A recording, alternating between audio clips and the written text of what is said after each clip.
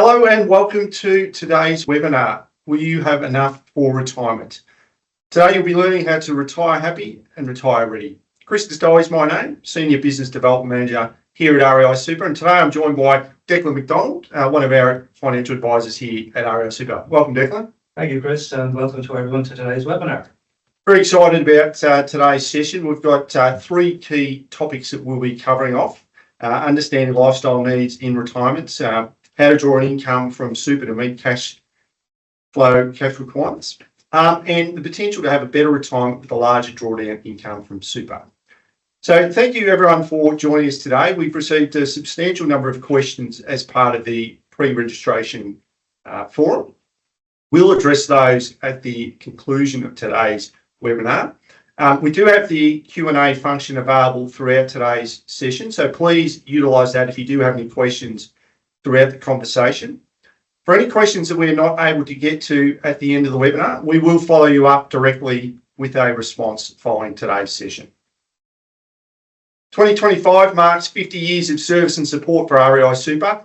We've helped many people working in real estate retire happy, and we're certainly hoping that we can set many of you on today's call on that path towards a happy and pleasant retirement, Declan. So I do want to, before we do kick off, I just want to reiterate everything that we talk about today is of a general nature and it is general information only.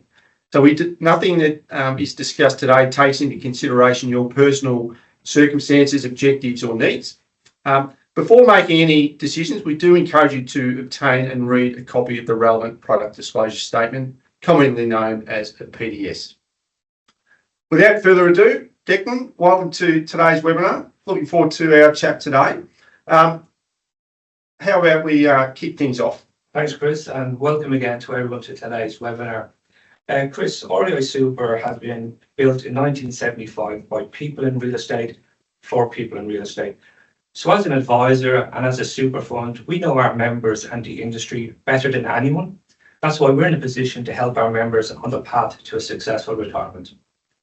Absolutely, Declan. I think a topic, and it's something that's often at the forefront of our members' minds, and certainly no doubt many of the audience today, is the question of, will I have enough to retire and live the lifestyle I would like to enjoy and have worked hard for in my retirement?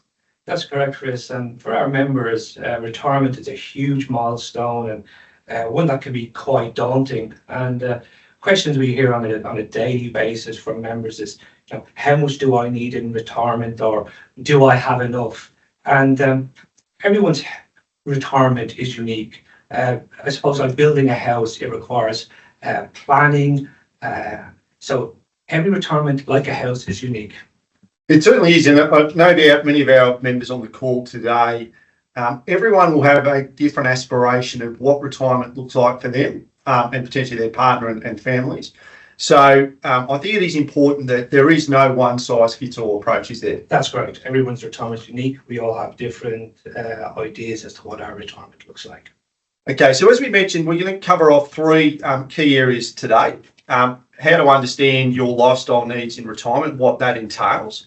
We'll also have a look at drawing income from super to meet the cash flow requirements, which is particularly important. And we'll also explore the concept of the potential to have a better retirement using larger drawdowns as an income source from superannuation. That's right, Chris. We're going to be talking about important topics today for our retirees or those approaching retirement. We're going to look at the benefits of using your superannuation with potential age pension entitlements. We're going to look at drawing down super, a larger amount to help us have a better standard of living. We'll discuss the concept of retirement regret. And we'll also discuss about REI Super's retirement health check. This is a new service offering that we're providing our members. We're very excited to be introducing this. We'll discuss that later in the session. Okay, certainly looking forward to hearing a bit more about our retirement health check, which is a fantastic initiative from the fund. Now, just on that, and Declan will explore what that means in detail a little later, I do want to highlight to our members today that this retirement health check is part of your value offering and part of the value that the fund does offer to our members. and importantly, it comes at no cost to you as a member. So certainly looking forward to exploring that in further detail throughout the call, Declan. All right, let's get straight into it. So the first topic we're going to explore is the concept of understanding your lifestyle needs in retirement and what that actually means and what does that entail. Absolutely, Chris. So as you touched on, everyone has a different idea as to what retirement looks like. On a daily basis, I speak to our members. If I speak to 10 people, each member has a different idea as to what their retirement looks like. So therefore, understanding your retirement needs and your lifestyle needs is very important because it helps you plan your finances effectively. It also helps you maintain that standard of living without running out of money. So you touched on the scenario of 10 different people and having 10 different possibilities as to what retirement can start at different times and different ages, can't it, for both males and females, and as part of the membership here today. That's correct. I mean, some people may retire, early 60s, other people may go to age 70. So in retirement, it's very important to understand what type of lifestyle do I want? So just on that, what are some of the common considerations? So when you're speaking to members and they're exploring the possibility of retirement, what are some of the common considerations? Absolutely. So you've got obviously your lifestyle needs, whether that be daily expenses, housing, education, insurance costs. Also as well, what type of hobbies am I going to be doing in retirement? Am I going to take up those hobbies that I've put off over these years leading up to retirement?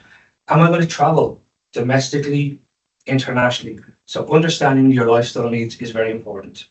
And it's often, particularly in a scenario where it's a couple, they might have different interests, different hobbies, whether community work, volunteering, or local sports clubs and these type of things, gardening. Absolutely. So there can be even differences in that respect, can't there? That's correct. I mean, you may want to play golf, travel overseas or domestically. Your partner may just be happy just going to the local cafe, catching up with a coffee with friends. So again, it's all about understanding what lifestyle you want in retirement. And you talked on travel. Obviously, that's quite often at the forefront of minds of retirees. For some, that might be a lovely holiday over in Europe or exploring parts of Asia or anywhere around the world. For some, it might be that big trip around Australia, the new caravan and the car to go with it. That's correct. And exploring parts of this great country. That's correct. And as you said, traveling overseas, domestically, do I need a lump sum at retirement as well? So again, it's understanding what you want at retirement, what your goals are. Now, you touched on the scenario of building a house and the planning consideration, or perhaps doing a major renovation at home. Careful planning and considering your options. Now, like any good project, sometimes things can pop up that were unforeseen. Maybe give us let's explore that in a little bit of detail. So it's all well and good to plan, this is what we want to do, but life has a habit of throwing out curveballs. So give us some details around what some of these unforeseen events may be and how we can prepare for those. Very good point, Chris, because life, as you said, can throw us up a curveball or unforeseen events that we weren't expecting, whether that be health costs, maybe renovations you weren't expecting. Maybe you didn't realize you're going to be helping dependents at this stage of your life. So it's very important maybe to have a buffer or some cash savings, maybe put to the side that just in case one or two events do crop up, you have something put away. Yeah, you touched on a point there that is increasingly common where retirees are looking or caring for elderly parents or parent, which can then eat into their time to do the things that they would love to be doing themselves, of course. Correct. I mean, we unfortunately we may have parents who require going into aged care. That obviously has a cost, which may not be considered initially. You might be helping out you might be a grandparent and need to help out with your grandchildren's education. So it's all these little events that maybe you didn't realise you're going to be having to cover at the beginning of your working life. Correct. And aged care is certainly a bit of a hot topic and increasingly not only costly, but can cause a lot of stress. Again, when that unforeseen event does happen suddenly, obviously not something that most people prepare for, but it can certainly cause some angst. That's correct. Now, you touched on health costs. We're talking about insurance there. Just to clarify, you're talking about private health cover. Is that correct? Correct.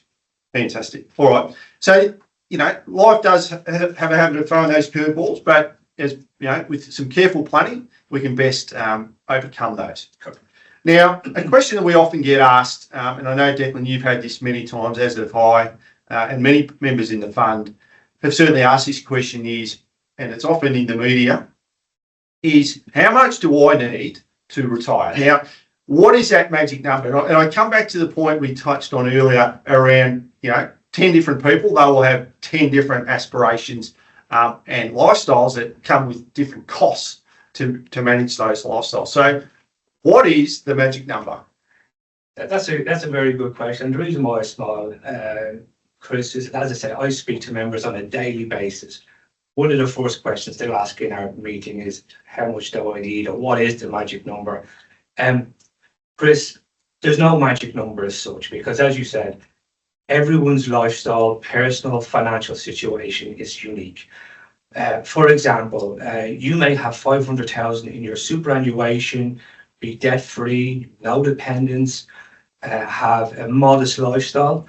Your neighbour may have $1 million in their superannuation, have a mortgage of 800,000, have a lavish lifestyle. So really, what you have in super at retirement is relative to your finances and what type of lifestyle you're looking for. The Association of Superfund Australia says that for a comfortable lifestyle, a couple should have 690,000 at retirement. For a single, 595,000. But again, it is relative to what lifestyle we are looking for.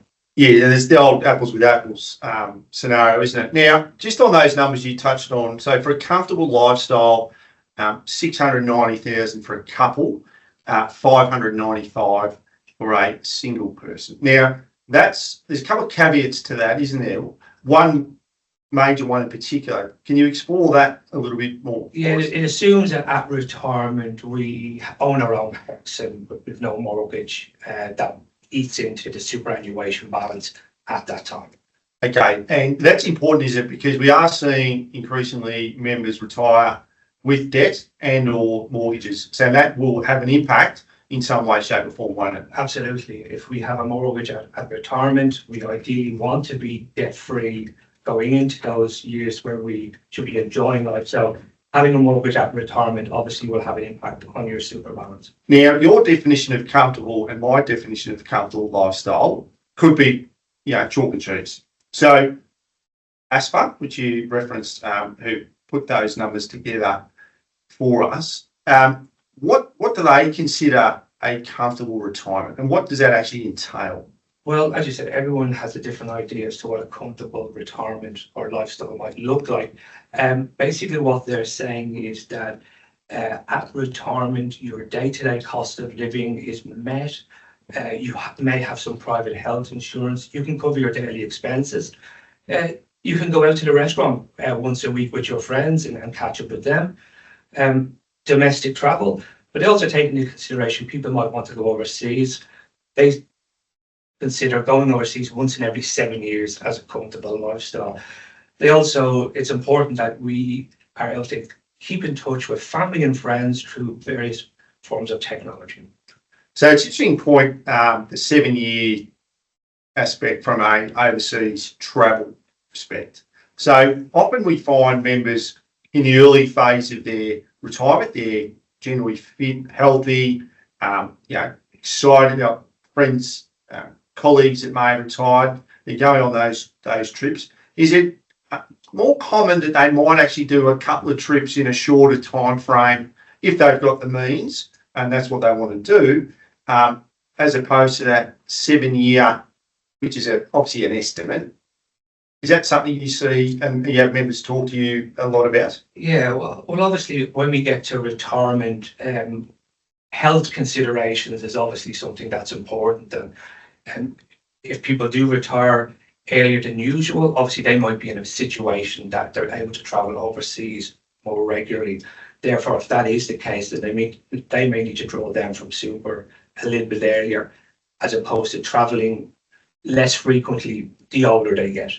So I think one of the key points is, a comfortable lifestyle. It's all relative to you as an individual as to what you want to do and what you can afford. And what we find is there's a very big difference between the lifestyle and the retirement you want to live versus the lifestyle and retirement you can afford to live. That's correct. And that can certainly cause some angst if members haven't prepared for that scenario. That's right, Chris. All right, so let's move along to the second topic that we're going to cover off today. This concept of drawing income from super to meet cash flow requirements. So what does that actually mean, Declan? So at retirement, superannuation, generally speaking, is the primary source of income that a member will rely on. So whether they get to preservation age 60, or they retire, they have access to their superannuation. It's important to be able to draw down from your super efficiently and effectively, that it meets your day-to-day cost of living whilst not running out of funds too early. So I think you touched on a key point there around eligibility and meeting a condition of release. So this is where super is a little bit different to some other assets and vehicles where that money is easily accessible on a on-demand basis. So just reiterate those key triggers for eligibility so people can start to consider and potentially start to draw down some of that cash from their super. Certainly will, Chris. So when we meet a condition of release like preservation age 60, we can draw our superannuation. If we're working at age 60, we can start what's called a transition to retirement income stream, where we can draw down up to a maximum of 10% of their superannuation balance. At age 65, you have full access to your super whether you're retired or not. Age 60 is an important age because any super you draw down is tax-free. So that's quite an attractive, tax-free. I don't think everyone likes paying tax. So that is something that's certainly very attractive to our members, isn't it? Now, you touched on a couple of ways you can access your super. So just to reiterate, there's effectively two core mechanisms to do that. One being the lump sum withdrawal, the other one, the regular income stream. You want to just touch on that in a little bit more detail? Sure. So two ways a member can access their super, as you say, is one is through a lump sum. So at retirement, a lot of people like to treat themselves, whether it be to an overseas holiday or purchasing a new car, maybe they have home renovations. So it's an effective way of accessing a large lump sum, as it says, for that type of an expense. The danger being is if you withdraw too much and it's not managed effectively, then your super can run out prior to life expectancy. And that's not necessarily an uncommon scenario, is it? Where members retire, obviously keen to enjoy the fruits of their labour. They get a little bit excited, and that money quickly dissipates, and then they can find themselves a little bit difficult if that's not managed correctly. And that's where having a quick discussion with a financial planner avoids that type of situation. All right, so that's one aspect, the lump sum withdrawals. Now let's talk about the regular income stream, or otherwise known as a pension. Correct. So the most common form a member can access their super is through an income stream or an account-based pension. So just like your salary, these funds are paid into your bank account on a regular basis, tax-free obviously. REI Super pays our members on a monthly, quarterly, half-yearly, yearly basis. So pay to your bank account, whichever frequency is convenient to you. So if that's obviously during a working career, you get that regular income paid into your bank account. So it works very similar to that. Is that correct? Absolutely, that's correct. Now, often we get asked, or when we're speaking to members, they'll often say, I'd like to leave my money in super. What are some key things that perhaps people aren't aware of around leaving that money in super versus moving that money across into a pension and drawing income, particularly because there's some key tax differences, isn't there? So when a member rolls their superannuation from the accumulation phase into an income stream, account-based pension, any investment earnings within that environment is tax-free, as opposed to paying 15% on the investment earnings in the accumulation phase. That's one of the real benefits of starting that income stream, as opposed to leaving it in accumulation and with taking lump sums. All right, so just to clarify and to reiterate, any investment earnings in pension phase are tax-free. Correct. Versus anything earned within the super environment is taxed at 15%. Okay. All right, so you can see this, and again, just highlights the importance of having a conversation with someone like Declan as part of the team, just to make sure it best meets your own individual circumstances. Now, we often hear the term pension. So that's one aspect of pension, being the account-based pension within the super environment. The other one, which many of you would be familiar and is often never far away from the news, is the age pension. Now, that's a government payment, support payment, is it? Tell us a bit more about that one. That's correct, Chris. So basically, the majority of people's superannuation is their primary source of income in retirement. However, for some people, they may not have a sufficient super balance to maintain their lifestyle, and they rely on Centrelink age pension. Now, not everybody is eligible for the age pension. You may be part eligible or not eligible at all. It comes down to two tests, the income test and the asset test, which is a form of we call means testing. Right, so before we go into that, you talked about eligibility part and full. So just talk to the scenario if an individual is by themselves or they're part of a couple. So obviously superannuation is at an individual level, even though you may be part of a couple. But tell us the differences then, how the government looks at a couple's asset position from an age pension eligibility perspective. So the two tests, we have what's called the income test, where the government will look at all sources of income that you have, whether it be from superannuation, rental income, investment income, maybe you're doing some part-time work. The asset test looks at your overall situation in terms of your superannuation, bank account, investment properties. So it takes into consideration all of your assets, excluding the family home. Now, these thresholds, the government has these thresholds. So whether you're part of a couple or a single determines if you're eligible for a pension or not. Right. So if we have a look at example, so if one member of the couple has, say, 800,000 in their super and the other has 200, so the government will look at that as a total of 1 million. That's correct. That's important, isn't it? Because often people go, well, I've got this and they've got that.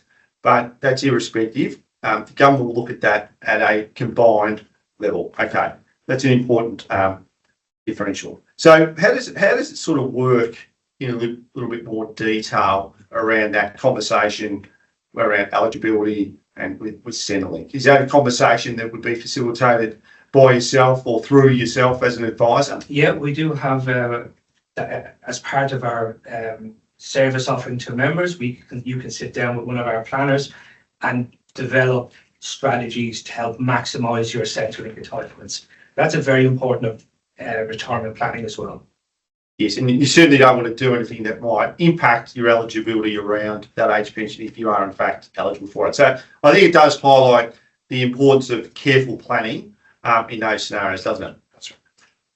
All right, so it's about finding the balance. So Declan, what would you say is one of the more important aspects of retirement planning to ensure that your cash flow is sustainable in your retirement? Chris, it's all about withdrawing or taking an income stream from your superannuation to cover your day-to-day cost of living, maintain your lifestyle, but doing so that it doesn't run out before life expectancy. Okay, so what are some of the key points to consider when taking into consideration those factors? There's a number of considerations, like how much do you need? Inflation, investment growth, So in terms of how much do you need to withdraw, that might be your day-to-day cost of living, insurances, dependents. So they're all very important considerations. The second thing being inflation. And as we all know, the cost of living is going up. For example, $100 today doesn't necessarily buy you the same in 10 years' time. For example, if you go into Coles or Woolies today with $100, fill up your shopping basket, in 10 years' time, that $100 will not buy you the same amount of groceries. So taking inflation into consideration is important because we may need to draw a little bit more as time goes on to meet that cost of living rise. The other thing to consider, Chris, is investment growth. So although you may be withdrawn from your superannuation in the form of an income stream, the majority of your superannuation is still being invested in the market, whether that be property or shares. So the investment option that you're in is quite important as well, because although you may be drawing down a certain amount, whether that be, say, for example, 5%, the rest of your superannuation, and depending on how markets go, may actually be having a higher return than what you're actually withdrawing, for example, 6%. Obviously, no one can tell you how markets are going to perform, but just to let our members aware that although you are withdrawing from your super, the potential for investment growth is still there.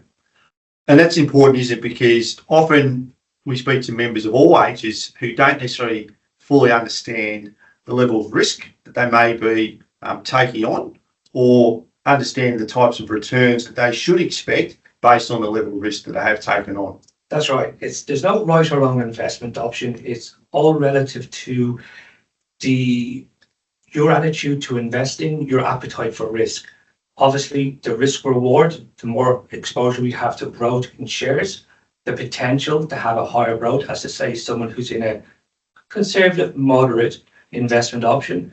But then on the downturn, if we do have a downturn in markets, obviously there's less risk loss exposure. But again, it's finding that right investment option that you're in. And it's important, particularly for retirees, that they can put their head on the pillow at night and not be worrying about what's happening in the markets. So when they wake up the next morning and the Dow Jones is down 5%, that they're in a bit of a panic. That's correct. And just going back to investment growth and your super continuing to potentially grow, I just want to give you an example of one of our members that I spoke to a couple of months ago, and didn't have a full understanding as to how the account-based pension worked, and just thought once they were withdrawing from the super, that it was like a bank account. It was just going down to sort of zero in effect. She didn't know that the potential for investment growth was there. So just to make our members realise, yes, you are drawing down to meet your day-to-day cost of living, but the majority of that superannuation is being invested for potential growth. And I think that highlights sometimes there are misconceptions. A similar scenario, I spoke to a lovely member about 12 months ago who'd retired and was looking to transition that money from super into pension, but had a relatively small amount, but had worked towards that concept of retirement. And that was founded on some misinformation that they didn't necessarily understand. And that effectively really curtailed their opportunity to do the things that they were hoping to do because they hadn't sought advice prior to making that big decision, i.e. retirement.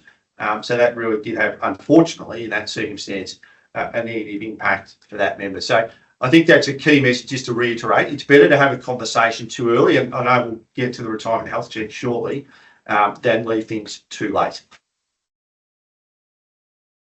All right, so that takes us to our third topic that we're going to explore today.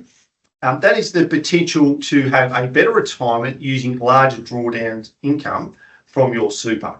So, Declan, talk us through that. It's an interesting concept. What does it actually mean? So, Chris, at retirement for our members, it's seen as a time to relax, enjoy time with family and friends, take up hobbies or that they may have put off all these years. And in order to do that, they obviously need to draw down from their super to maintain the standard of living. Unfortunately, what we're seeing is a lot of members are concerned about their superannuation running out before retirement, which is what we call longevity risk. So, from your experience, like, do members actually do these things around careful planning and some of the, how many actually really sit down and go through that process? Yeah, good question. A lot of members are worried about their superannuation running out before life expectancy, and this causes them not to enjoy the retirement that they deserve. And that's why we have this what's called retirement regret. So, retirement regret, that's an interesting term, an interesting concept. What does that actually mean? Basically, retirement regret is living too frugally. It's not making use of your superannuation and doing the things that you want really to do, whether that be to go overseas or with your family, catch up with friends, go out to the restaurant. We're so consumed with running out of money that we don't enjoy retirement to its fullest.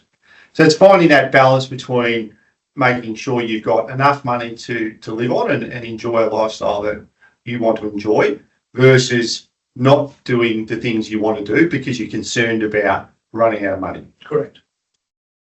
Okay, so it is, again, highlights that key point we made earlier. Now, how does retirement regret actually impact our members? What does that mean? So basically, it means that, missed opportunities, not taking the time to enjoy life that you've worked hard for to enjoy.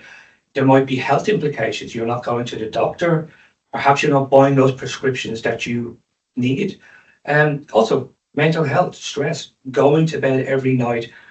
Firstly, worried about your money running out, and also realizing you're not living retirement that you hoped to achieve. And we talked about that unnecessary stress in me around, being fully aware of where your money's invested, what the markets will do in a positive market, what they may do in a negative market, and how that may impact you. That's important to understand. So you can put the head on the pillow at night, sleep well, and not be concerned what's happening, things outside your control. Absolutely. And really, what we want our members at REI Super, what we want our members to do is to have retirement and lifestyle that they deserve. They've worked hard all these years accumulating their superannuation. And when they get to retirement, we want them to enjoy their super, live the life they deserve. So how do members avoid retirement regret? What they can do is to set realistic retirement goals, have a flexible drawdown strategy, have some savings or a cash buffer put away. Also, speak to a planner, reach out and have a financial plan put in place for them. So you touched on realistic retirement goals. I think the key word there being realistic.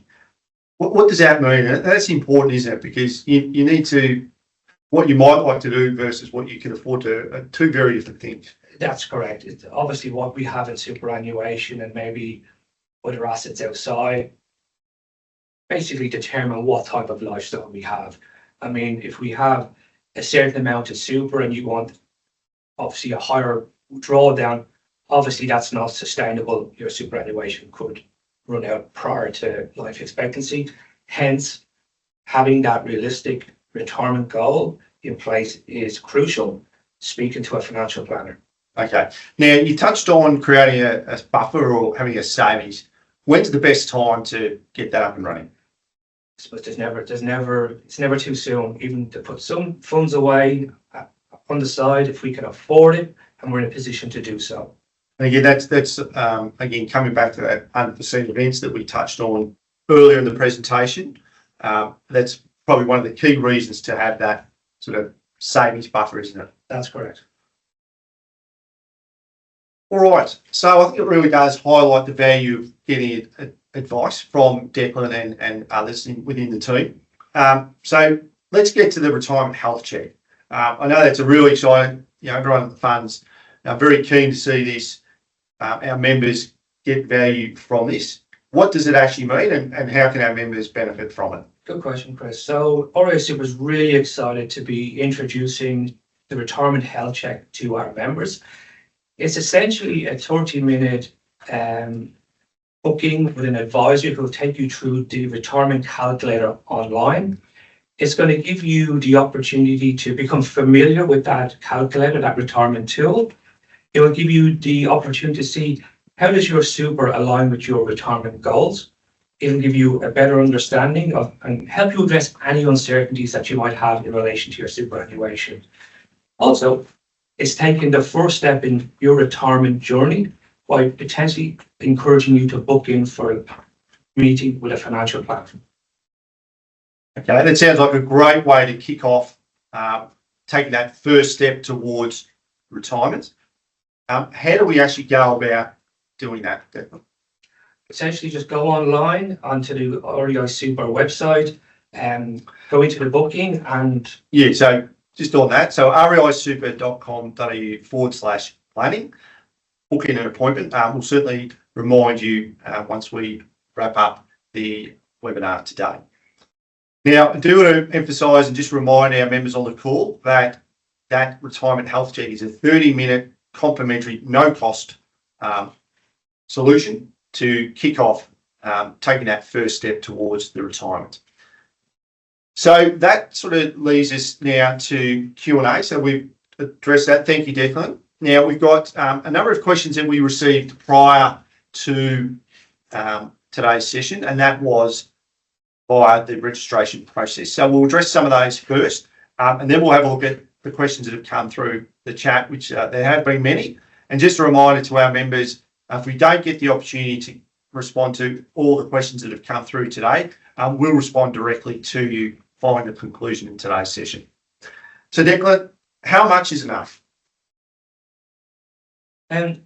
Chris, you know when your superannuation is sufficient, when it helps meet your day-to-day cost of living. They say that members need for a single person $50,000 and for a couple $75,000. Again, we go back to the relativity of everyone's lifestyle needs is different, but how much is enough is when your superannuation balance helps maintain your day-to-day cost of living to the lifestyle you want.